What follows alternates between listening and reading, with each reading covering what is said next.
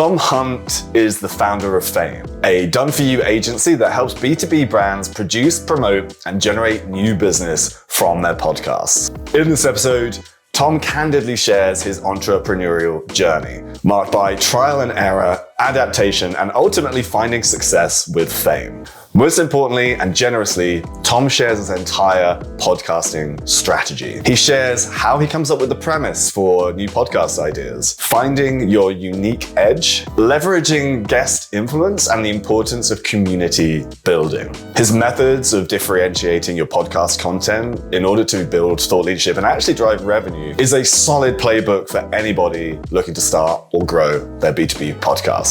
One that builds influence, generates revenue, and establishes fame. Enjoy! Tom, thank you ever so much for joining me today. For people who don't know, you're the founder of 2 SaaS companies and an agency, all focused on B2B podcasting. And following your journey, it seems like the SaaS businesses came first and the agency came later. Now, many people think that I'm mad for starting an agency, but as someone who went through the journey of building something more quote unquote scalable, some people might think you're a little bit mad getting into the services world. So why did this SaaS founder get into the agency game? So the SaaS companies, I'd say one was a marketplace, and then we actually iterated on a shitload of other little SaaS products. So none of them worked that well. So the reason I think it was Einstein is like the definition of insanity is just trying to do the same stuff over and over again and expecting different results. So I think what happened is I really wanted to make the entrepreneurship thing work because I can't be employed because I'm a horrible employee. And so I guess after trying for 5 years doing it wasn't just SaaS, but I tried to do an absolute shit ton of things. And the agency thing is the only one that's worked actually quite well. So it was really a sense of how can I make this entrepreneurship thing work? I kept trying different things until I found one that now seems to be working quite well. Okay, interesting. So it was a matter of, look, I cannot go back to the world of full-time. I need to build something. And I guess already being in the podcast world, this made sense, right? Was it kind of like a natural progression into this productized service that you've built? So the background in podcasting, I actually think stems from childhood. We used to drive to France or Spain in the car from England to go on holiday with my family. And I remember we either used to listen to the cricket or we used to listen to audiobooks in the car. And I remember just absolutely loving that, wanting to stay in the car to finish the cricket, etc. So I think I've always loved audio. And then in one of these SaaS companies you mentioned, the marketplace called Virtual Valley, it was like Upwork, but for Filipino virtual assistants. Didn't really work. But one thing that worked quite well from that experience was a podcast that I started, which was actually a daily show, a daily solo podcast where I was narrating the journey of the company. Absolutely crazy idea, but I think I did it for 6 months, built a decent audience, and that was maybe it wasn't more financially successful than the SaaS company, but I guess I had more fun. It was super interesting journey. So that's the background in podcasting. And then the origin story of Fame is that I was actually employed as head of demand generation at a B2B SaaS company. We started a podcast. I was the host. Long story short, it was very profitable for my employer. So I left. They became the first client of Fame, still a client today, kicked me off from being a host. But they're very good to still want to be a client, even though I was leaving their company. So shout out to Ebster. Ebster, fair enough. Yeah, they gave you the room to move on, grow, but still pay you for it. Exactly, and I'm eternally grateful. If anybody needs any revenue intelligence software, go to ebster.com. Okay, I'll put it in the show notes. So I'm a customer of Bcast, right? So Making Mixtapes is run on Bcast, and as far as I know, you're still running it because my podcast is still live. Did you build this after Fame then? They were kind of concurrent in that initially the agency was more just to replace a salary so I could work on more scalable businesses. And so kind of at the same time, the ethos behind Bcast was the strategy to bootstrap a SaaS company, which is you basically find a growing market and then you take a smaller slice of that. And then in theory, because the market's there and it's growing, you don't have to create any demand. The demand is there.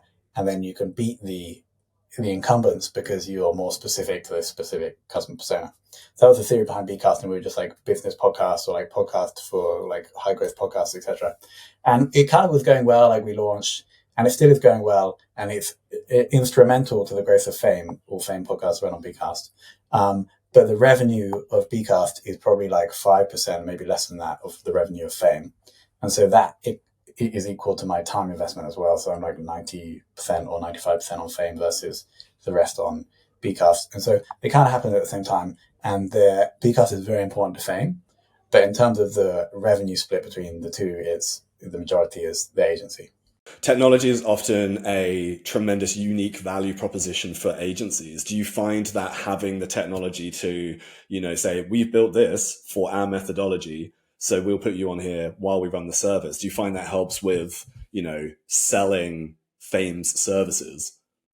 I think it helps. It helps more if you keep the application like proprietary, so only Fame clients can use it, but that's not the case. We actually have another one called Abney, which is like the AI show notes writer.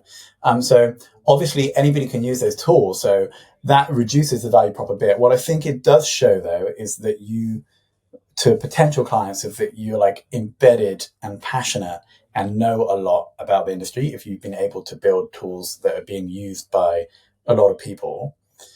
So I think it does help. The second thing, especially with a SaaS product where there's like significant virality or SEO benefit, you can piggyback on the domain authority of Bcast, which is 71 according to Ahrefs.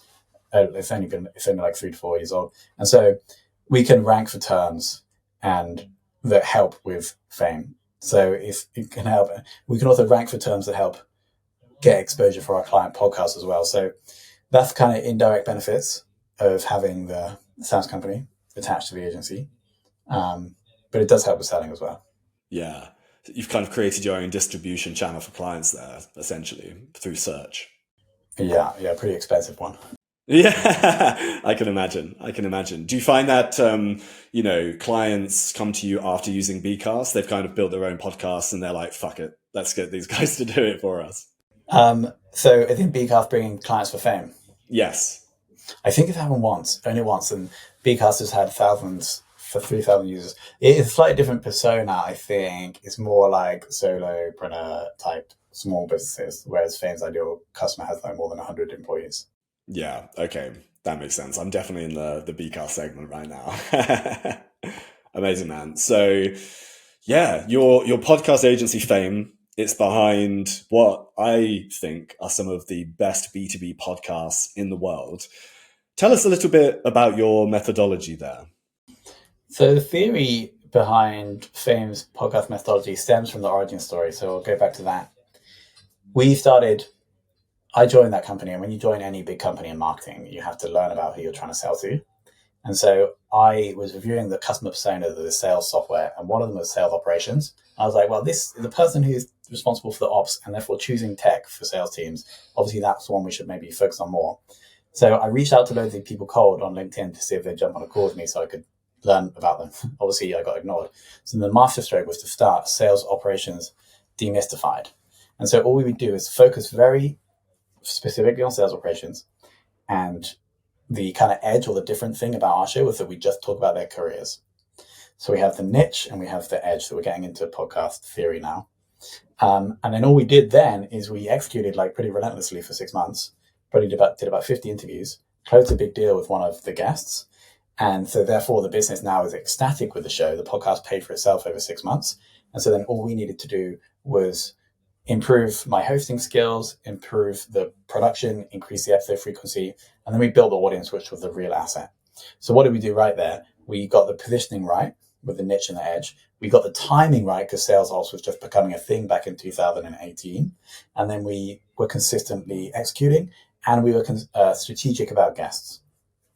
And so all of those things led us to build this valuable asset now, which is a group of people that know, like, and trust Evster, so that when they need the 3 months out of every 5 years when they might need some new revenue intelligence software, they, in theory, and do, go to Evster because they know, like, and trust them. And so that's the theory of, like, how can we build a group of people that know, like, and trust our clients so that when they need their service or software in the small buying window, they go to them. And so the way we do that is execute consistently, be strategic about positioning, be strategic about guests. And that's what I think we did well on that sales ops show, which is still running today, but it's no longer focused on sales ops. Okay, what does it focus on now of interest? It's called the Revenue Intelligence Show. So I haven't listened to an episode in a while. I kind of boycotted listening to it after I got kicked off. Fair enough. Not butthurt at all, but yeah, just making a point. You mentioned podcast theory just a second ago, getting the niche and the edge right. And I think we all know what a niche is. What do you mean by the edge? Yeah, the best way to understand the edge is the thing that your listeners would tell their friends about. So I'll quickly just do another example, confessions of a B2B marketer. Obviously the niche is very clear, B2B marketing, and then the edge is, I need to get better at it, but it's the confessions piece. It's like trying to get people to share stuff that maybe they wouldn't normally share. And so that's the thing that listeners would tell their friends about. So those two things, the niche and the edge, make up the positioning of the show. Okay. How does someone who's looking to get into the podcast game for the first time, how do they find their edge? How do they find something unique, especially as the channel's getting more and more saturated? Well, not channel, the art, shall we call it, for lack of a better word. Yeah. To make this, because we have this we run through when we bring on clients who don't have a show, we run them through this and ask them questions to try and work out what that is. So let's just run through some of the questions. So sometimes, I'll give an example. There's we had a client who, the culture of their business is very focused around pancakes. So they would always have pancakes on the days, the party days, etc. They always talk about pancakes. So, and they also sell mobile application growth software. And so we call their show. So one way of creating an edge is something that is unique about you or your brand. So we call that show Mobile Growth and Pancakes. The final question of every episode was, what's your favorite pancake topping? And then they'd also send any guests that came on that were local, they would send them the pancakes to them after the fact. So that's just one, maybe not the most effective way of creating the edge, but that's one way. Probably the best way to create the edge is to ask the question, what is the one thing that you believe that most people don't believe about your niche? And then you can build the show around that. A very famous example here is the state of demand gen, which actually changed now to revenue R&D or whatever he calls the show now. But Chris Walker's show used to be called State of Demand Gen. And he had a very unique perspective on B2B marketing, etc. And so that was the edge of his show. It was B2B marketing, demand generation with the niche, and the edge was the fact that I can't remember what it is now, but it's very strong. So that's one other example. Yeah, it's all about dark social and all of that stuff. At least it was back then, I believe. Exactly right. And so let's see if we've got any other ones. So yeah, controversial or unconventional beliefs, quirks or weird things about your business, or something that most people think in your market that you disagree with. So yeah, there isn't a clear playbook on how to define that, but you can ask these questions to get closer to what it could be. Yeah, it's coming up with a handful of the right questions and digging deeper into it. Almost sounds like you're conducting customer research, right? Customer interviews, but from the perspective of what is the deep philosophy that we have as an organization, or maybe even as an individual. When you look at folks like Chris Walker, right? You mentioned that you get strategic about the guests that you get on podcasts as well. How do you usually go about that? How do you go about guest selection, but also making it as appealing as possible for your guests to jump on a podcast? Again, especially as this medium is becoming more and more saturated. Yeah, so 3 criteria for guests is and they have to do number 1, 2 and 3 are a bonus. Number 1 is, can they add value on the topic? Number 2 is, could they be a potential partner or customer? Number 3 is, do they have an audience? And so it's actually quite rare that you'll get all 3. I was going to say, trifecta. Yeah, we definitely need number 1, and then 1 and 2, and then 1 and 3 would be a bonus.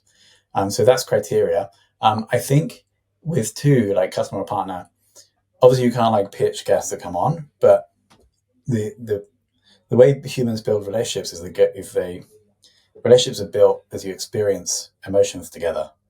The process of being invited, not sure if you're going to do it, being a bit nervous, recording, feeling great afterwards, feeling even better when it's released is like an emotional roller coaster, and you build bonds with people as you go through that process.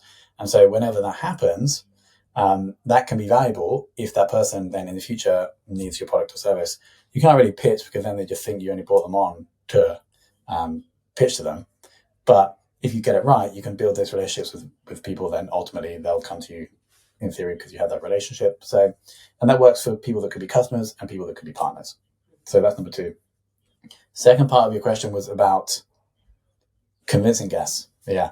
So I'm going through this right now with Confessions of a B2B Marketer. Only recently have really started to get like big time guests, like CMOs of Slack and Active Campaign, etc. And so the way it's really one, it's just social proof.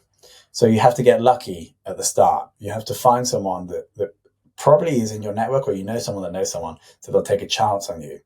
And then as soon as you do that, it gets 1% easier to get the next one.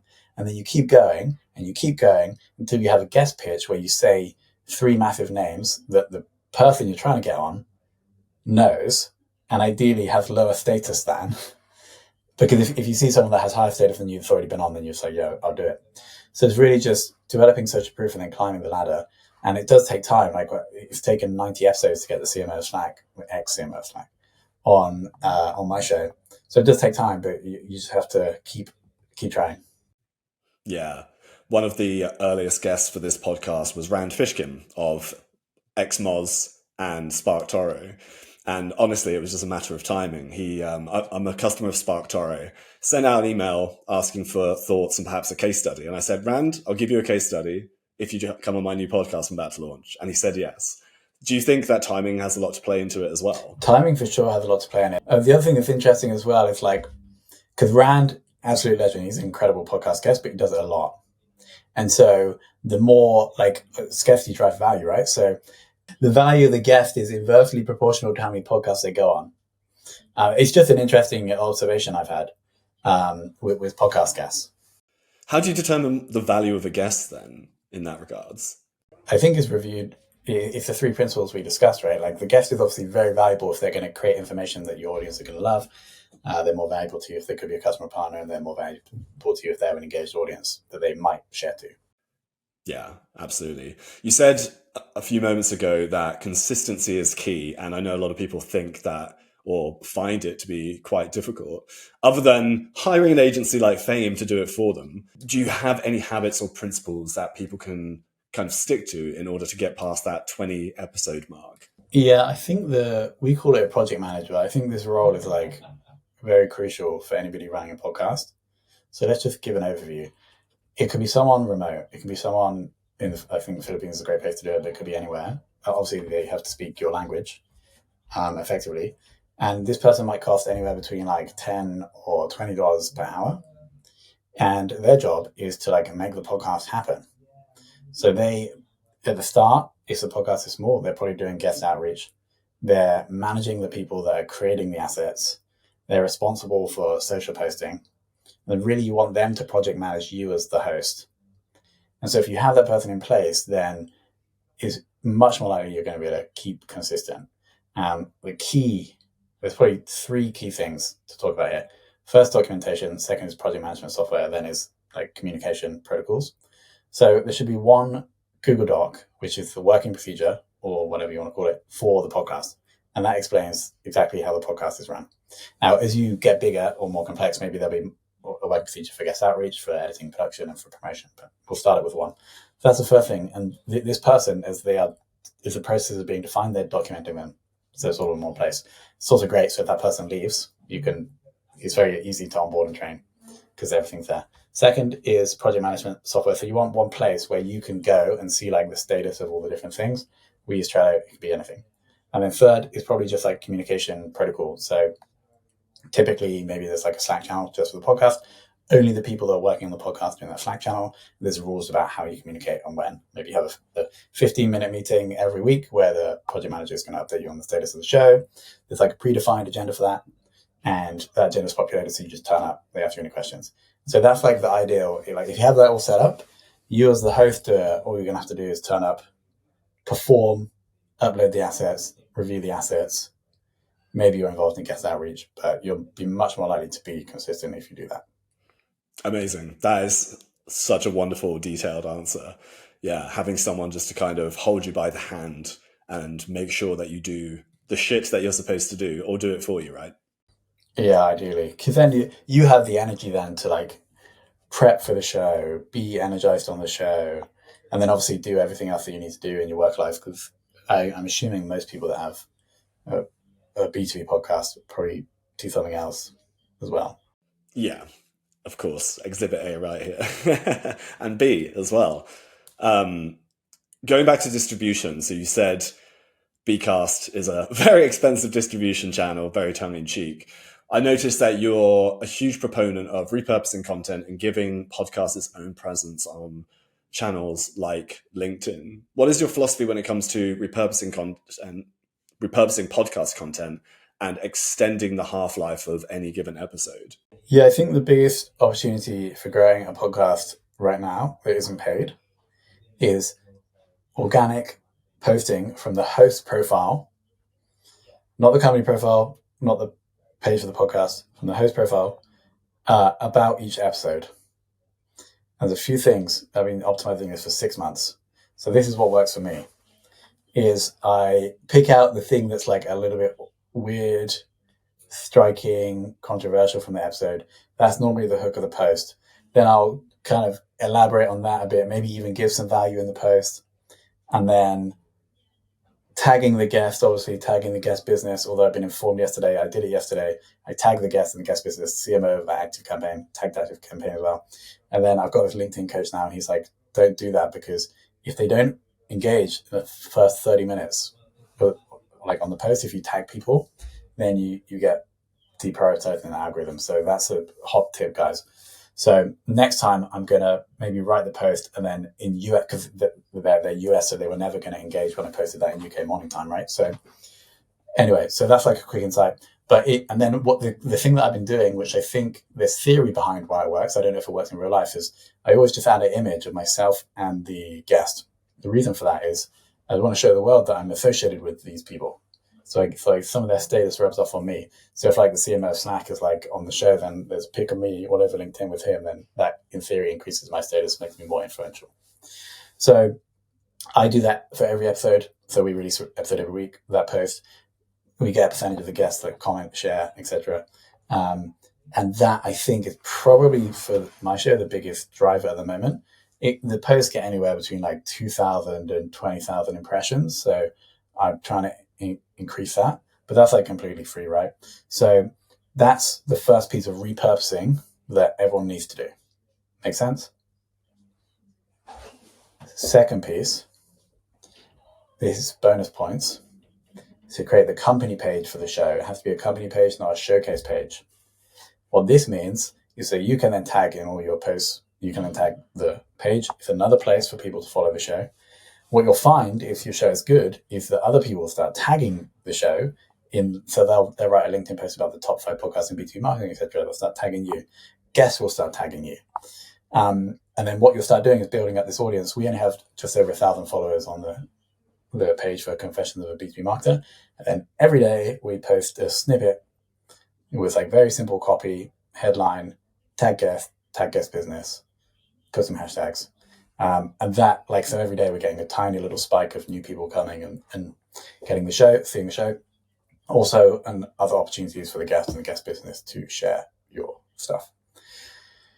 We then actually so I write that post every week for the new episode. A week later, that gets posted on the podcast company page. So we repurpose that as well. So right now, that's pretty much all the repurposing we do on social for my show. I think what most people get wrong with any social strategy is that they go too wide and they never get anything to work. So now we just spent 6 months really trying to get LinkedIn organic to work better. And then next up, we might choose a different one and try and make that work as well. Amazing. Yeah, taking an experimentation approach to it. Yeah, for sure. Lots of gems there, Tom. Lots of gems. Giving away the farm. Where do you think people fuck up when it comes to promoting their podcast? Where do you think people trip up and make some blindingly obvious mistakes? I think the biggest one, we get some clients a lot, is they expect big downloads when they're creating bottom of the funnel content. So they might start creating content that's like talking about their product or service, like basically a case study. And then they're like, why are the downloads not going up? It's because clearly only a tiny percentage of people in the world are interested in that, the people that are within 2 weeks of buying your product or service. And so it's really like, if you want to grow and have a top of the funnel piece of content, then you cannot talk about your product or service in the content. You can put ads in, obviously, around the content. So that's like, it's just understanding, if you want this to be a case study show, great. You're not going to get a load of downloads and it's going to support the sales process. That's fine. So that's just really important and quite obvious, right? You would think that people would understand that. So that's number one. Number two is, as I mentioned, with organic social, creating stuff and trying to have like, because they think they'll get more attention just by being on all 4 platforms. They won't. You just look stupid because you have no engagement on any of them. So choose the one that has the most of your ideal listeners first. Most B2B shows is LinkedIn. Optimize that and then move on to the next. So that's the second one. Yeah, absolutely. I didn't realize that B2B brands were using podcast as a place for bottom of funnel content to directly talk about the product. Yeah, we typically, we don't advise against it. It's just, they have to understand that it's not going to be a massive show. But yeah, if, for example, they can then have the salespeople put their outbound cadences to help support that. Or if people have questions when they're in the sales process, sending them a podcast episode can help. It's probably like 1% of clients have use the show for that purpose. Yeah, amazing. Okay, good to know. Tom, a lot of gold has been shared today. I'd like to try and dissect the successes of my guests as much as possible for my listeners, but today I feel like I've learned a lot about what I can do better as I start rebooting this very podcast, so I do appreciate it. Before I let you go, one last question, and this is a question I like to ask all guests. What are you most jazzed about at the moment, whether that be in life or business? Yeah, great question. I think I recently read this book that I thought was going to be rubbish. It was called 10x is better than 2x by Dan Sullivan's concept, but it's written by an author whose name I can't remember. And what it basically says is that as an entrepreneur, you should just be continually focusing on the 20% of the work that gets the most results and is like your unique ability. And I actually have read it twice now, and it makes so much sense for me, because as a solo founder that's bootstrapped, you're always like thinking, what should I be doing with my time? So now I'm like very clear on what my unique ability is, and that's the 20%. So then I'm trying to delegate the rest, because hopefully going to grow the business, because that's where I'm most effective. And then after a couple of years, I then take the 20% of that 20%, get rid of the 80%, and I just keep honing in on the thing that I'm the best at. And that's how I can add the most value, but also enjoy myself the most. And so that's kind of liberated me to get rid of the stuff that I've had to do, or I think that I've had to do, but I don't really enjoy. And there's other people in the world that are much better at doing it. So that's the thing in the last month that's made me the most excited. Amazing. What is your 20% out of interest? Yeah, my unique ability, I've refined it. I'm pretty sure this is it, but it's basically consuming and synthesizing or thinking about and then producing information around B2B marketing. And in the future, it'll probably be more broader than that, like entrepreneurship, etc. And then distributing that information, both like external to business, but also internal. So a big part of my role is training the people that we have in order to run podcasts. So that's what I find that I just enjoy the most. And it's also where I've had feedback where people say, okay, you're pretty good at that. So it's consuming, synthesizing, and producing content around B2B marketing for internal and external purposes. Yeah, I've noticed on LinkedIn you're a big proponent of documenting everything. So that checks out. Tom, really appreciate you sharing everything today. One last thing, where can listeners learn more about you and find you? LinkedIn, I think, is the best place. Just DM me on LinkedIn. And then obviously fame.so is the podcast agency. Amazing. Tom, thank you again. I appreciate it. My pleasure, Tom. Thank you for having me.